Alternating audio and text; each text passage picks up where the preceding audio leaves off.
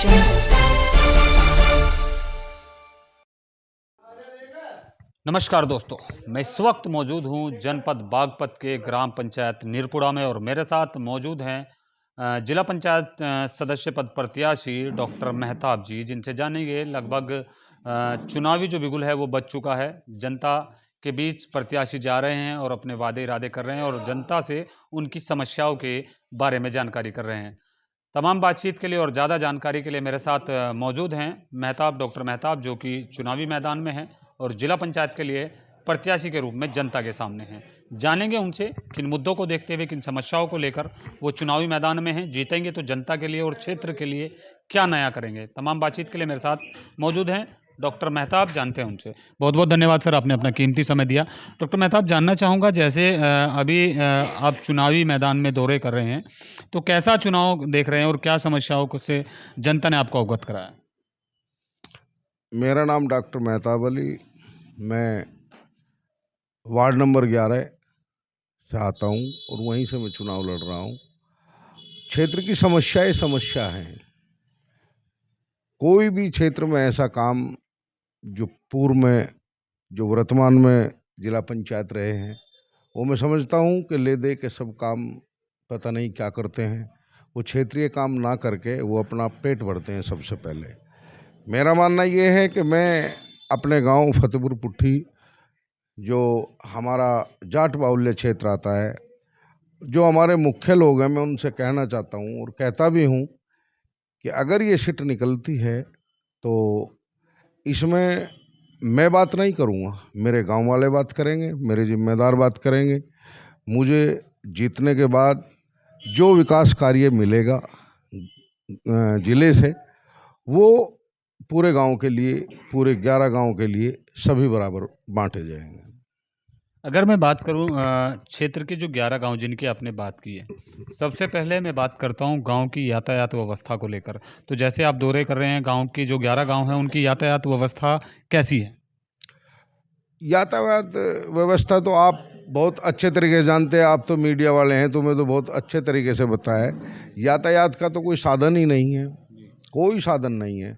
ग्रामीण क्षेत्र जो है वो यातायात से ही तो परेशान है। आज तक जो भी गवर्नमेंट आई है, किसी ने यातायात के बारे में, ग्रामीण क्षेत्रों के बारे में नहीं सोचा।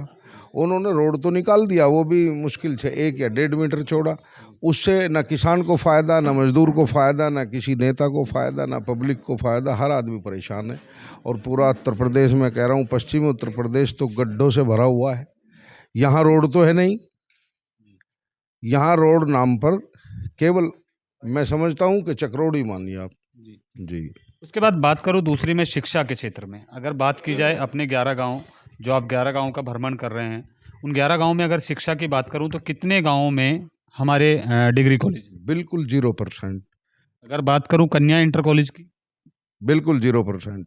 बात करूं इंटर कॉलेज की? इंटर कॉलेज है। लगभग 11 गांव में से कितने गांव में? तकरीबन मेरे जो हमारा 11 नंबर वार्ड है, उसमें मुश्किल से 6 या 7 इंटर कॉलेज है। अगर मैं बात करूं शिक्षा के क्षेत्र में, अगर आप जनता आपको चुनती है तो शिक्षा के क्षेत्र के लिए क्या लेकर आएंगे? शिक्षा क्षेत्र में अभी तक की मैं बता दूं आपको, जो इंटर कॉलेज हैं वो भी जो किसान नेता हैं वो उन्होंने अपने दम पे बनवाए हैं, जो कि गवर्नमेंट ने उसमें कोई भी सहायता नहीं की है ज़्यादातर। रहा डिग्री कॉलेज हमारे यहाँ बड़ौत में पड़ता है, और कन्या इंटर कॉलेज भी है, डिग्री कॉलेज भी है, वो भी बड़ौत में ही है। वो भी किसानों की अपनी देन है, वो गवर्नमेंट ने उसमें बहुत ज़्यादा काम नहीं किया।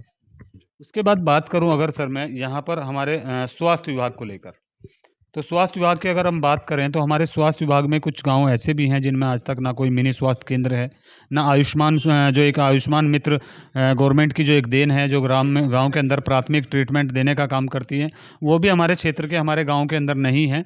तो स्वास्थ्य विभाग के लेकर क्या आगे के प्रयास रहेंगे? ये किसान लोग हैं, मजदूर हैं।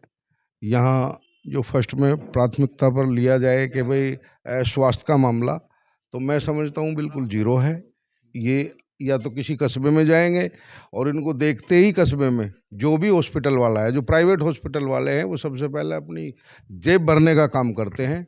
गवर्नमेंट की तरफ से ऐसा इनको कोई फ़ायदा ना पहुंचता, और मुझे ऐसा लग रहा है कि जब तक ये गवर्नमेंट रहेगी ना ही ये फ़ायदा पहुंचेगा। अगर बात करूं सर मैं, हमारे यहाँ पर जो आपने बात कही है कि जो 1.5 मीटर सड़क है, किसानों को उसका भरपूर फ़ायदा नहीं मिल पा रहा, तो क्या जो हमारे गाँव से शहरों तक जोड़ने वाले रास्ते हैं, उनके हालात कैसे हैं? ये मैं समझता हूँ कि जहाँ मैं बैठा हूँ, जहाँ मेरे साहब बात कर रहे हैं, ये निरपड़ा गांव है। निरपड़े गांव की आप सड़क देख लें, जो ये रोड से जोड़ा जा रहा है। जी। आप देखिए इसको, इसमें खड्डे गिनिए, इसकी लंबाई चौड़ाई देखिए, तो फिर क्या कहेंगे? किसानों को क्या दिया? जी। कहाँ जोड़ रहे हैं? एक नारा लगा था कि गड्ढा मुक्त उत्तर प्रदेश, तो क्या वो नज़र आता है? गड्ढा युक्त उत्तर प्रदेश। जी। गड्ढा मुक्त नहीं है, गड्ढा युक्त उत्तर प्रदेश। आप देखिए यहाँ, और ये पूरे पश्चिम का हाल है, ये पूरे पश्चिम का हाल है। अगर मैं बात कहूँ, प्रधानमंत्री जी समय-समय पर कुछ ना कुछ नया लेकर आते हैं, जैसे अभी शहरी क्षेत्र में प्रधानमंत्री आवासीय योजना चली, अभी ग्रामीण आंचल में भी प्रधानमंत्री आवासीय योजना चल रही है, तो उससे आप कितना सहमत हैं? देखो ऐसा है, मैं बताऊं आपको, ये शहरी विकास, ये प्रधानमंत्री के अंतर्गत जो भी काम आते हैं, जो भी कार्य हैं, मैं समझता हूँ ग्रामीण क्षेत्र में आप जाके मेरे से अच्छा देख सकते हैं। बिल्कुल कहीं कोई नहीं है, किसी गांव में 2 हैं, किसी में 1 है। इसी तरीके से मैं तो कहता हूँ पश्चिमी उत्तर प्रदेश में बीजेपी ने वो काम नहीं किया है जिस तरीके से इसको वोट मिला था। जी। तो मैं तो कहता हूँ कि उत्तर प्रदेश सरकार बिल्कुल विफल है, और पश्चिमी उत्तर प्रदेश के लिए तो विफल है। अगर मैं कहूँ सर, जैसे आज सबसे ज़्यादा समस्याएँ आ रही हैं स्वास्थ्य विभाग को लेकर, हर दूसरा आदमी किसी न किसी बीमारी से पीड़ित है। उसकी सबसे बड़ी वजह है हमारे पेयजल आपूर्ति। पेयजल की अगर मैं बात करूँ तो हर गाँव का लगभग जो पानी है, वो कहीं न कहीं दूषित हो गया है। इसका सबसे बड़ा कारण क्या रहा है? ऐसा है, आप हर क्षेत्र में जाकर के देखिए, तो जो प्रधानमंत्री के अंतर्गत जो टंकियाँ बनी है, जो इनका प्रोसीजर था, उस प्रोसीजर में विफल खुद हो चुके।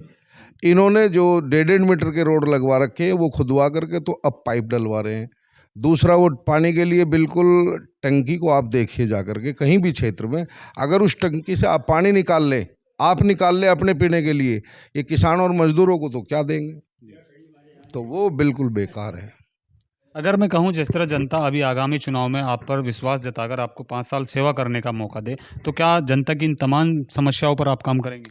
बिल्कुल, मैं इतना बड़ा चुनाव नहीं लड़ रहा, जिला पंचायत का चुनाव, और जिला पंचायत में इतना पैसा नहीं होता, पहली बात। दूसरी बात ये है कि मैं अपने घर से अपने दम पर पूरे क्षेत्र का सम्मान करूंगा, और उनका विकास कार्य का जो भी काम होगा, मैं 24 घंटे उनके साथ रहूँगा। तो देखा आपने, ये थे हमारे साथ डॉक्टर मेहताब, जो कि वार्ड नंबर 11 से चुनावी मैदान में है, जिला पंचायत सदस्य पद प्रत्याशी के रूप में। जनता का प्यार, जनता का सहयोग, जनता का समर्थन अगर उनको मिलता है, तो वो जनता की तमाम समस्याओं पर प्रयास करेंगे कि उनको ज़्यादा से ज़्यादा विकास पहुंचाने का काम करूं। कुछ लोग मेरे साथ यहाँ पर मौजूद हैं जो ग्रामीण हैं, उनसे भी मैं जानने की कोशिश करूँगा कि कैसा प्रत्याशी यहाँ पर होना चाहिए। अंकल जी, क्या नाम है आपका? पालू। पालू जी, जैसे चुनाव आ रहे हैं, प्रधानी का चुनाव आ रहा है, साथ ही जिला पंचायत का चुनाव आ रहा है, तो कैसा कैंडिडेट होना चाहिए? अच्छा कैंडिडेट होना चाहिए। क्या मांग रखते हैं आप? सब विकास होना चाहिए। जी।